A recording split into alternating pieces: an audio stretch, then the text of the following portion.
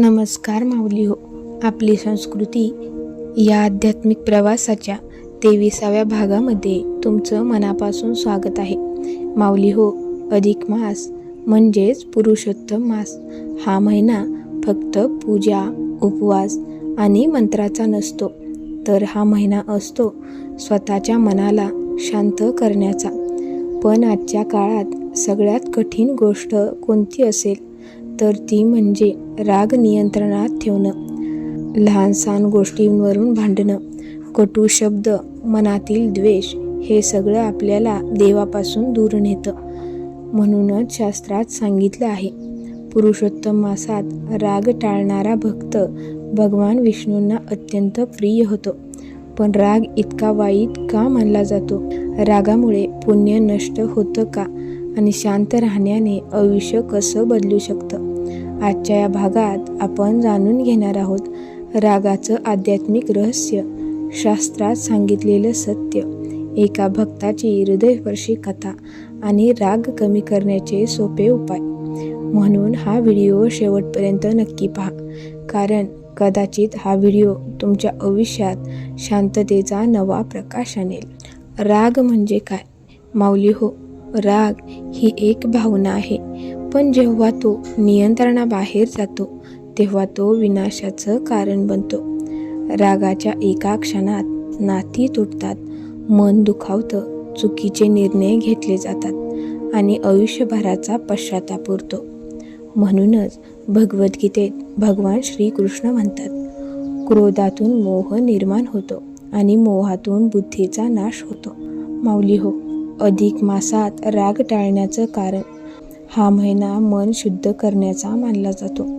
या काळात जप, ध्यान, कथा, दान, सेवा या गोष्टींनी मन शांत होतं. पण जर मनात राग असेल तर भक्तीचं फळ कमी होतं असं मानलं जातं, कारण राग मनातील सकारात्मक ऊर्जा नष्ट करतो. एका भक्ताची कथा. एका गावात रामदास नावाचा एक माणूस राहत होता. तो भगवान विष्णूंचा मोठा भक्त होता. दररोज पूजा करायचा, मंत्र म्हणायचा, दानही करायचा. पण त्याच्यात एक मोठा दोष होता. तो खूप रागीट होता. लहान गोष्टींवरून तो ओरडायचा, घरच्यांना दुखवायचा. लोक त्याला घाबरायचे. एक दिवस अधिक मास सुरू झाला. रामदासची वृद्ध आई त्याला म्हणाली, बाळा, या महिन्यात पूजा कर, पण राग टाळण्याचा प्रयत्नही कर. रामदास हसला. आई, मी रोज पूजा करतो ना, ते पुरेसं आहे. आई शांत झाली. काही दिवसांनी रामदास मंदिरात पूजा करत होता. तेवढ्यात एक गरीब मुलगा चुकून त्याच्या दिव्याला धक्का लागला. दिवा विझला. रामदास प्रचंड रागावला. तो त्या मुलावर ओरडू लागला, तुला दिसत नाही का? गरीब मुलगा घाबरून रडू लागला. पूर्ण मंदिर शांत झालं. तेवढ्यात एक वृद्ध संत पुढे आले. संत शांतपणे म्हणाले, बाळा, तू दिव्यासमोर पूजा करतोयस, पण मनातला राग अजून विझलेला नाही. रामदास शांत झाला. संत पुढे म्हणाले, देवाला तुझा दिवा नाही, तर तुझं शांत मन प्रिय आहे. त्या रात्री रामदासला झोप लागली नाही. त्याला त्या मुलाचे रडणारे डोळे आठवत होते. तो स्वतःलाच विचारू लागला, मी इतकी पूजा करूनही मनाने शांत का नाही? दुसऱ्या दिवशी तो त्या गरीब मुलाकडे गेला. त्याने त्याची माफी मागितली. मुलगा हसला आणि म्हणाला, काका, देव सगळ्यांना माफ करतात. त्या दिवसापासून रामदासने राग कमी करण्याचा प्रयत्न सुरू केला.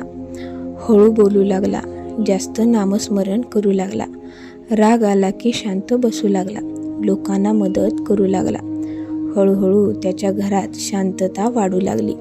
लोक म्हणू लागले, रामदास पूर्ण बदलला आहे. अधिक मासाच्या शेवटच्या रात्री रामदासला एक दिव्य स्वप्न पडलं. स्वप्नात भगवान विष्णू दिसले. ते प्रेमाने म्हणाले, बाळा, ज्याने स्वतःचा राग जिंकला त्याने अर्ध जीवन जिंकलं. रामदासच्या डोळ्यात अश्रू आले. माऊली हो, आता आपण राग कमी करण्यासाठी काही उपाय पाहूया. माऊली हो, राग पूर्णपणे संपवणं कठीण आहे, पण तो कमी करता येतो. उपाय 1. राग आला की लगेच उत्तर देऊ नका. दुसरा उपाय म्हणजे ओम नमो भगवते वासुदेवाय ह्या मंत्राचा जप करा. तिसरं म्हणजे सकाळी शांतपणे 5 मिनिटं ध्यान करा. चौथं म्हणजे कटू शब्द टाळा. 5वं म्हणजे झाडाजवळ वेळ घालवा. आता आपण पाहूयात की शास्त्रामध्ये काय सांगितलं गेलं आहे. भगवद्गीतेत सांगितलं आहे, क्रोध हा माणसाचा सर्वात मोठा शत्रू आहे, कारण रागामुळे मन अशांत होतं आणि अशांत मन देवाशी जोडू शकत नाही. माऊली हो, कधीकधी आपण रागात अशा लोकांना दुखवतो जे आपल्यावर मनापासून प्रेम करत असतात आणि नंतर फक्त पश्चाताप उरतो. म्हणून या अधिक मासात एक संकल्प करा, मी शांत राहण्याचा प्रयत्न करेन, कारण शांत मनातच देवाचं खरं अस्तित्व जाणवतं. जर तुम्हाला हा भाग आवडला असेल तर व्हिडिओला लाईक करा आणि आपली संस्कृती परिवाराचा भाग होण्यासाठी चॅनेलला सबस्क्राईब करा. तुम्ही राग कमी करण्यासाठी काय करता ते मला कमेंट करून नक्की सांगा. पुन्हा भेटूया अशाच एका भक्तिमय आणि जीवन बदलणाऱ्या विषयासोबत. तोपर्यंत राग सोडा आणि मनात शांततेचा दिवा लावा. जय श्री विष्णू.